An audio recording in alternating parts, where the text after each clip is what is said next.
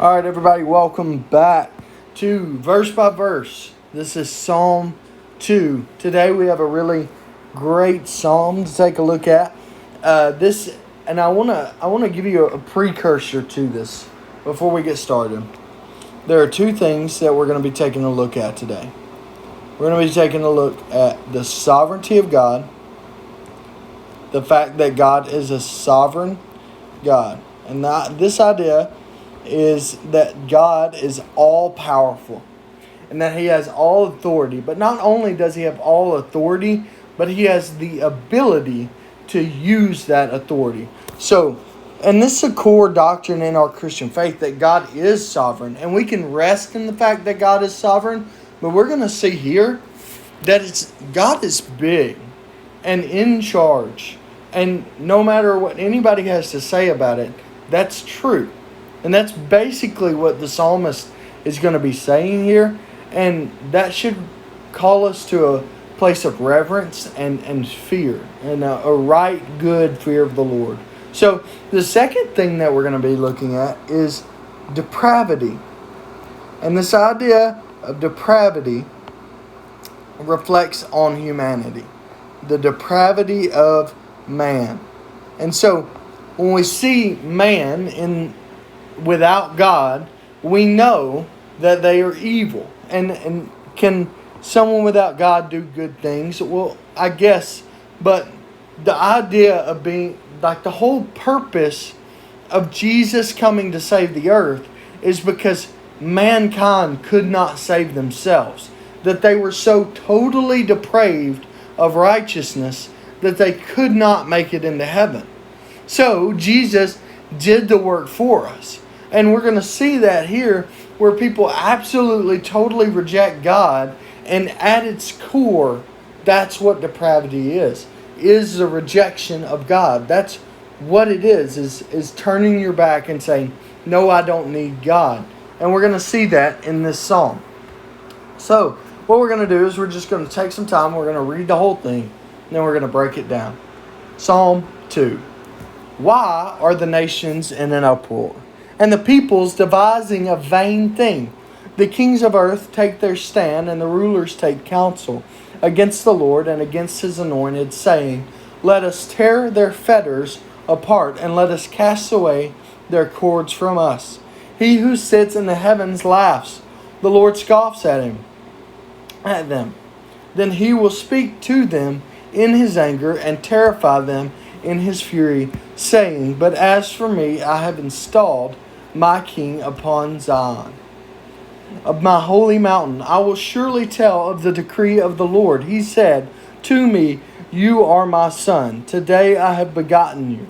Ask of me, and I will surely give the nations as your inheritance, and the very ends of the earth as your possession. You shall break them with a rod of iron, and you shall shatter them like earthenware. Now, therefore, O kings, show discernment. Take warning, O judges of earth. Worship the Lord with reverence and rejoice with trembling. Do homage to the Son, that He may become angry and you perish in the way. For His wrath may soon be kindled. How blessed are all who take refuge in Him. So, Psalm 2. A lot going on here. Let's start in verse 1. Why are the nations in an uproar, and the peoples devising a vain thing, and the kings of earth take their stand, and the rulers take counsel together? So, we see four things here. We see nations, peoples, kings, and rulers. And who are these nations? These are the nations of the world. These are the peoples of the world. These are the kings of the earth and the rulers of the world. So we can rightly assume that the psalmist is talking about the world as a general concept. And we know that the world is against God. So there, and we see that here in against the Lord and against His anointed. So the world in verse 1 and 2 are gearing up to be against the Lord and against the anointed. They're despising a vain thing. The kings of earth are taking their stand. The rulers are counseling together, and the nations are in an uproar. But look at this. This is different. We see against the Lord. It doesn't really ring, it kind of looks normal. But then we see this against his anointed, saying, and then it tells what the people are saying. But I want to come back to this anointed here. I want you to stick a pin in this, and we'll come back to this idea of an anointed one from the Lord. But what are they saying about the Lord and about his anointed? They're saying this: let us tear their fetters apart and cast away their cords from us. So, obviously, what is a fetter? And what are the cords that they're talking about here? A fetter and the cords are like chains. Like they're under authority. And what they're saying is they're saying, I don't want God to be in charge of me. Take the chains off of me. Get God's authority out of my life. And so these are the people of the world saying this. I want you to understand that these people that are in an uproar and that are against the Lord and against his anointed do not want God to be in authority, because they want themselves to be in authority. Look, they are the kings and the rulers and the nations. Like, they want to be in authority, but they do not want God. They do not want the cords and the chains of the authority of God. That's what they're calling it. It's not really cords. Ironically, when we see this salvation language in the New Testament, it talks as if the cords and chains and fetters are removed from us. Like the chains of sin and the bondage of sin is removed. But these people who are against God are saying that God has them in bondage. Look at how God responds to this. He who sits in heaven laughs. He who sits in heaven is God, and he laughs. The Lord scoffs at them. So this idea is not that the Lord is being rude, but he's looking at these people like this is God, the creator of the universe. And these people that he created are saying, we don't want you to be in charge. But he's the one that created the rules of engagement. Like, he's the one that created the idea of being in charge. So he's sitting in heaven and he's laughing and he's scoffing at them. But look how he really responds. He doesn't take this lightly. He says, then he will speak to them in his anger and terrify them in his fury. So these people are terrified of him because he says, but as for me, I have installed my king upon Zion, my holy mountain. So this right here is God speaking. And basically, what he's saying is, even though they're saying this right here, he still is putting a king in place. And he's installed the king on Zion, his holy mountain. And so then we see the psalmist. He says, surely I will tell of the decree of the Lord. And what is this decree? This decree is, you are my son. Today I have begotten you. Ask of me, and surely I will give the nations of your inheritance and the very ends of the earth as your possession. So, let's go back up here to his anointed, right here. We see this idea that God has an anointed one. He has a son, and that he has begotten the son, and that he will give him the nations and authority to the very ends of the earth.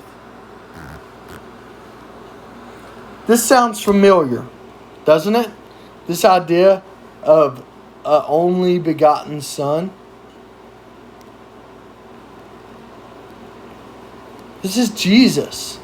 This is Jesus that the psalmist is talking about as being this king that the nations are against. Like, the anointed one is Jesus. And this idea that they're uprising and devising a vain thing and taking their stand, they're wanting to kill God they're willing to kill God to remove these chains, and they did.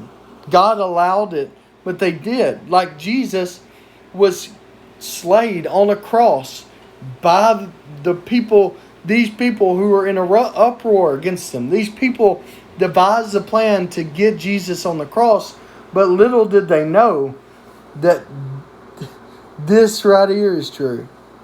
That no matter what their plans are, God is still sovereign.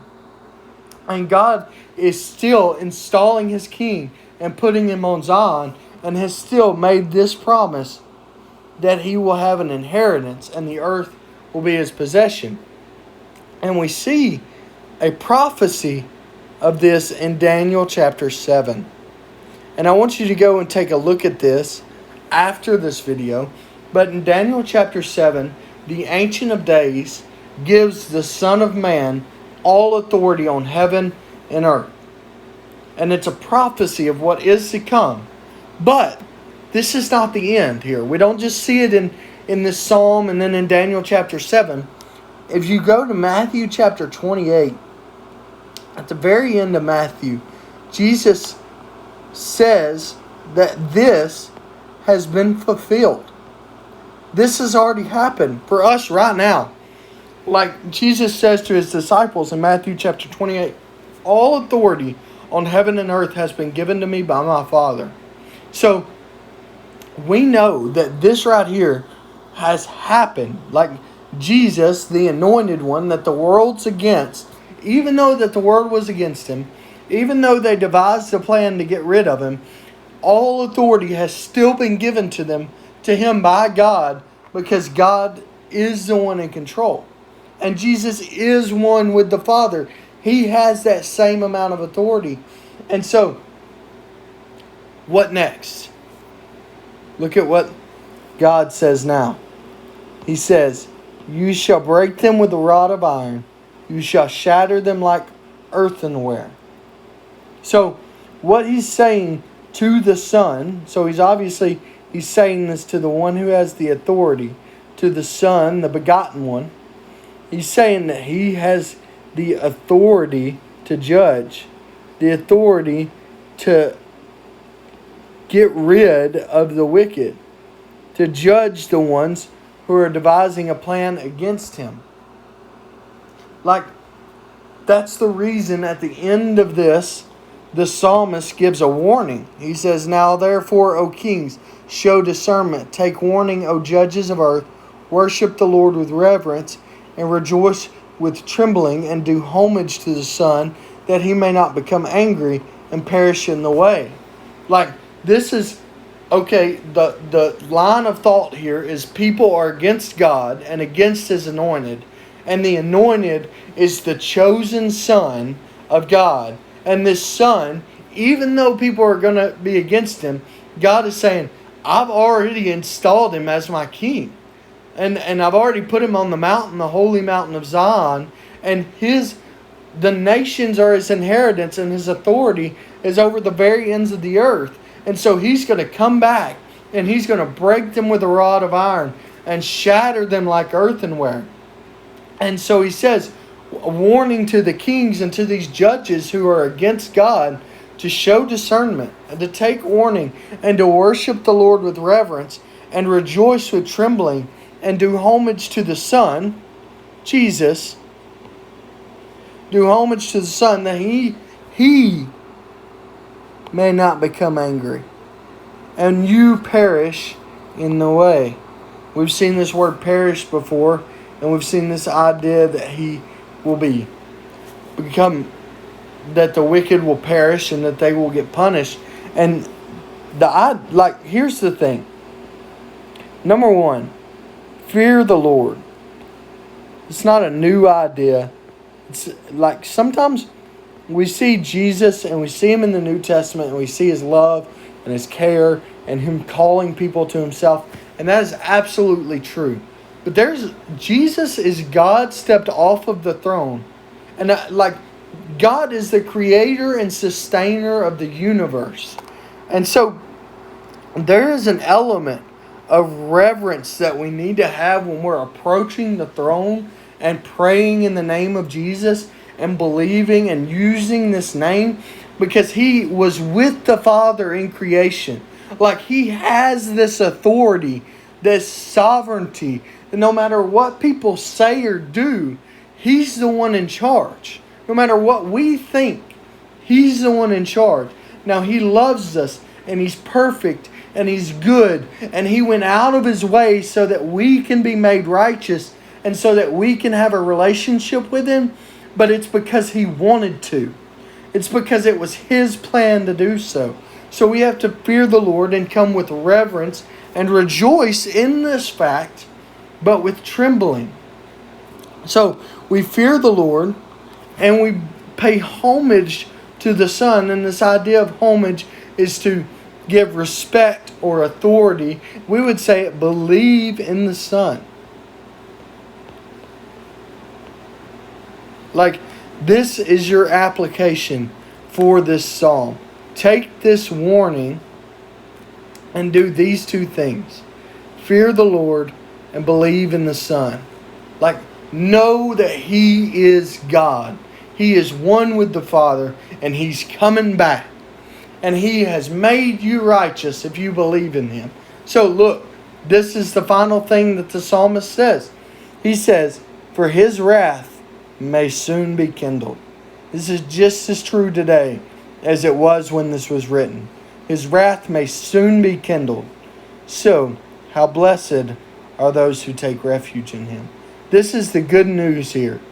That those who take refuge in Him, this is not true for them. They will not break. They will not be shattered. They will be taken and given righteousness and life in the Son. But His wrath will be kindled against those who do not believe, who do not submit and give Him authority. And you can't be on the fence. You can't say maybe there's a God who has authority. Because Jesus says, I am the way, the truth, and the life. No one comes to the Father except through Him. So this is Psalm chapter 2. God has sovereignty. Man does not want God to have sovereignty. But God came into this earth so that we could be restored into a right relationship. So that this depravity would be removed from us. And those who take refuge in the Son, who fear the Lord and believe in the Son, are blessed. And we saw this idea of the blessed man in Psalm 1. But those who do not and who reject the Son also reject the Father. And they've turned their back. And they're asking to be removed from the authority of God. And one day they will perish because of that. This is Psalm chapter 2. Thank you for